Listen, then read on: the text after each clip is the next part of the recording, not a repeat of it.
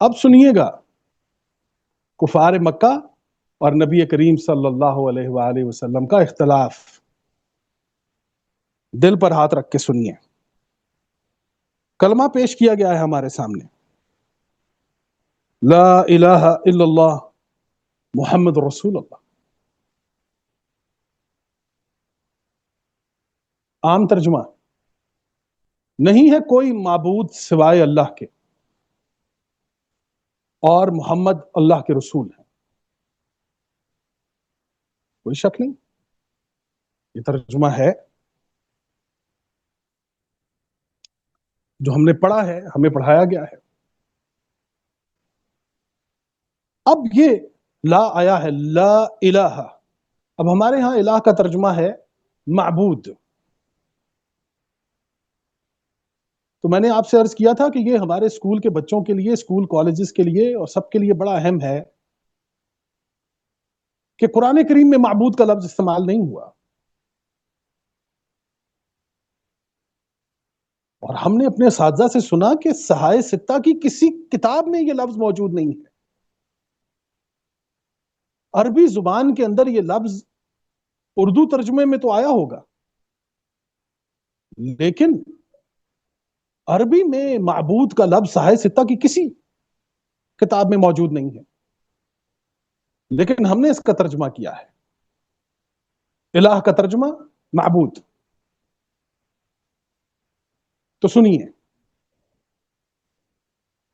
الہ کہتے ہیں وہ ہستی، وہ ذات کہ جو آپ کے مال، آپ کی اولاد، آپ کی جان، آپ کے ہر رشتے، آپ کے ہر حق کا حقدار ہو.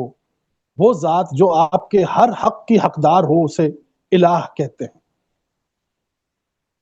وہ جسے آپ اپنے تمام حقوق کی حقدار سمجھتے ہیں، وہ ذات، وہ ہستی آپ کا الہ ہے. وہ قرآن نے کہا کہ آپ نے اپنی خواہشوں کو الہ بنا لیا ہے، تو پھر اس نے اپنی خواہش کو الہ بنایا. اب اس پر وہ اپنی ہر چیز قربان کرنے کے لیے تیار ہے. تو الہ کہتے ہیں وہ ہستی، وہ ذات کہ جس پر آپ اپنا سب کچھ قربان کرنے کے لیے تیار ہو جائیں. وہ ذات کہ جس پر آپ اپنے تمام حقوق قربان کر دیں، آپ اسے اپنے تمام حقوق کا حقدار سمجھتے ہوں، وہ الہ ہے. اور میں نے پچھلی آیت میں آپ کے سامنے سورہ معراج کی وہ آیت نمبر 24 اور 25 حق السائل والمحروم، حق کا لفظ سامنے رکھیے گا اور یہاں پر حقدار کو بھی سامنے رکھیے. لا الہ الا اللہ، نہیں ہے کوئی حقدار سوائے اللہ کے، نہیں ہے کوئی حقدار سوائے اللہ کے. میرے ایمان، میری عبادت، میرے ہر عمل کی، میری معیشت، میری محبت، میری ہر چیز کا حقدار میرا اللہ ہے. کیا وہ صرف میری نمازوں کا حقدار ہے، میرے روزوں کا، میرے حج عمرے کا حقدار؟ اور اس کے علاوہ جو میری 75-80% لائف گزرتی ہے، اس میں ان تمام باقی میری زندگی کی تمام تر چیزوں کا حقدار کون ہے؟ لا الہ الا اللہ، نہیں ہے کوئی حقدار سوائے اللہ کے. یہ حق کی حق تلفی ہو رہی تھی مکہ میں. کفار مکہ کے ساتھ یہ اختلاف ہو رہا ہے رسول کریم صلی اللہ علیہ وسلم کا. قرآن ابھی نازل نہیں ہوا، لیکن یہ کلمہ آ گیا ہے کیونکہ یہ بنیاد ہے. یہ جسے یہ کلمہ سمجھ آ جاتا تھا وہ قرآن کے نازل ہونے کا انتظار نہیں کرتا تھا. وہ جانتا تھا کہ قرآن اپنی حتمی شکل میں بھی اسی کلمے پر اپنا اختتام کرے گا. یہ کلمہ پورے قرآن کریم کا عرق ہے، بنیاد ہے. لا الہ الا اللہ محمد رسول اللہ. لا الہ الا اللہ، نہیں ہے کوئی حقدار سوائے اللہ کے. معبود کا لفظ ہم نے جب استعمال کیا تو یہ سنیے کہ عبادت گاہوں کے لیے عربی زبان میں دو بڑے لفظ آئے ہیں. ایک لفظ ہے معبد، ایک لفظ ہے مسجد. معبد میں اور مسجد میں کیا فرق ہوتا ہے کہ جو ہندوؤں کا مندر ہوتا ہے اسے معبد کہتے ہیں، غیر مسلموں کو عبادت گاہ کو معبد کہا جاتا ہے. مسلموں کی عبادت گاہ کو مسجد کہا جاتا ہے. یہ معبد میں اور مسجد میں کیا فرق ہوتا ہے جی؟ مندر کے باہر ایک ٹلی ٹانگ دی جاتی ہے، ایک بیل لگا دی جاتی ہے، معبود کو اندر اس کی خاص ٹیریٹری کے اندر بند کر دیا جاتا ہے، وہ ٹلی بجا کر اسے احساس دلایا جاتا ہے کہ محترم پہنچ گئے ہیں۔ اس کے بعد اس معبود کا خارج کی زندگی سے کوئی تعلق نہیں ہوتا۔ معبد میں آپ داخل ہوئے ہیں تو وہاں پر اس معبود کی ایک ٹیریٹری ہے، وہ ٹیریٹری سے باہر کسی بھی انسان کے کاموں کے اندر مداخلت نہیں دیتا۔ لیکن مسجد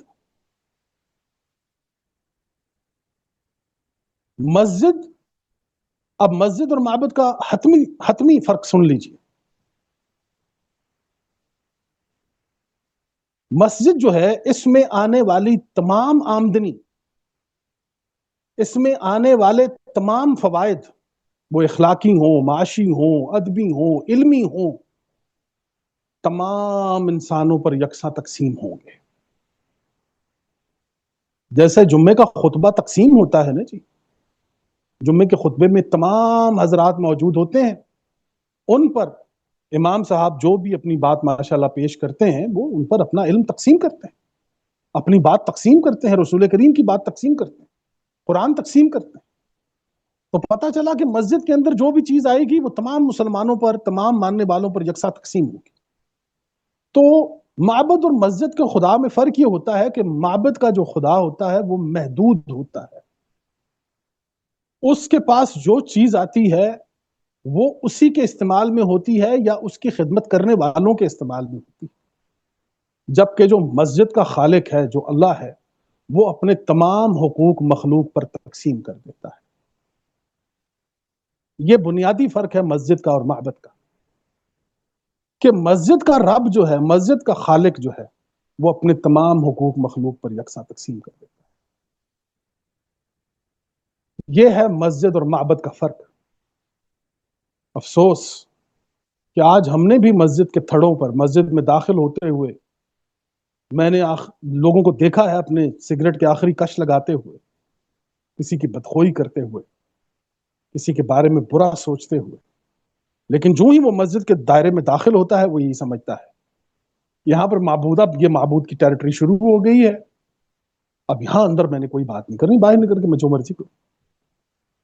بہت معذرت کہ ہم نے یہ تصور اپنا لیجئے۔ لا الہ الا اللہ، لا الہ الا اللہ،